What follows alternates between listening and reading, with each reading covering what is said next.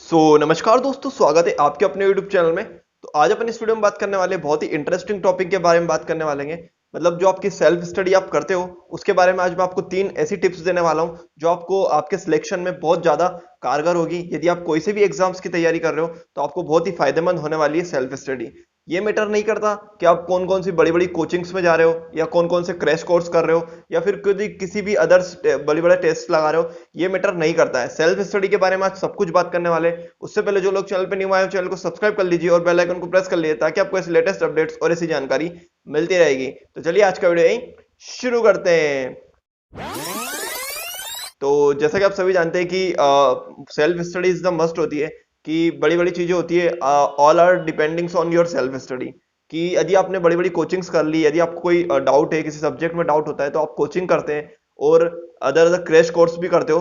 But जब तक आप उस चीज में अपना एफर्ट्स नहीं लगाओगे तब तक कोई आपको वो टॉपिक यदि आपने पढ़ भी लिया तो आप वो कवर नहीं कर पाओगे। अपना एफर्ट्स लगाना बहुत जरूरी है। मतलब यही कि सेल्फ स्टडी करके आपको जो आपने टॉपिक पढ़ा है उसमें आपको अपना जो एफर्ट्स लगाना बहुत ही जरूरी है। तो सेल्फ स्टडी में सबसे पहले बात करेंगे अपना आपको सेल्फ स्टडी में क्या करना चाहिए।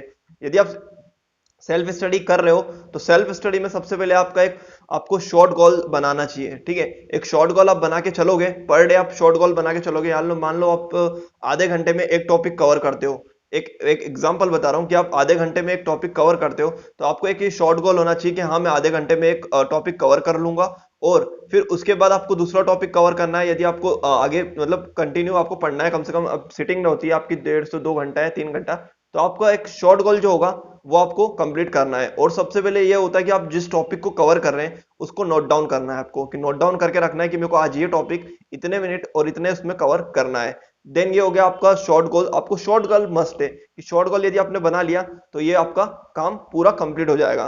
फिर बात होती है आपने जो पूरे दिन में पढ़ा है उसको एक बार दिन में रिवीजन करना बहुत ही मस्ट है। एक बार आपने रिवाइज कर लिया कि आपने दिन में जो पूरा पढ़ा है उसको शाम की टाइम एक बार आपको रिवाइज करना बहुत ही मस्ट है। तब जाके आपका जो आप सेल्फ स्टडी कर रहे हो उसमें बहुत ही ज्यादा फायदेमंद होगा और आपके जो टॉपिक है वो उसकी समझ आपको बहुत अच्छी मजबूत हो जाएगी। ठीक है, ये तो हो गया आपका शॉर्ट गोल का। तो शॉर्ट गोल आपको बनाने हैं। फिर नेक्स्ट बात करते हैं कि बहुत से बच्चे को कंफ्यूज होता है कब पढ़े, कैसे पढ़े।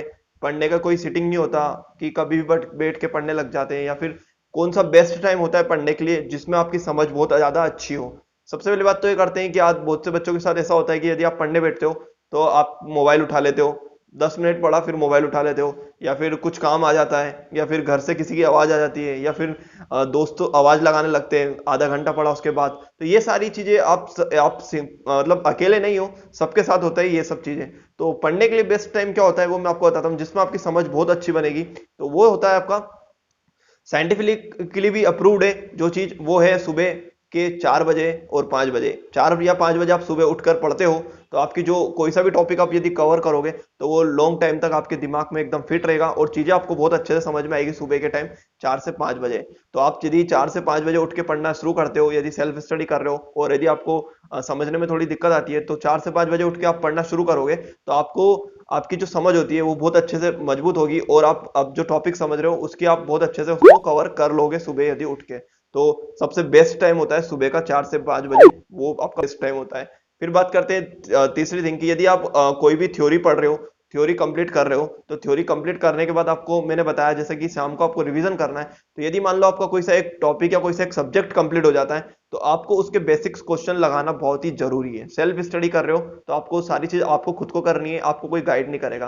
तो आपको एमसीक्यूज लगाना, बेसिक के जो क्वेश्चंस होते हैं वो लगाना बहुत ही जरूरी है।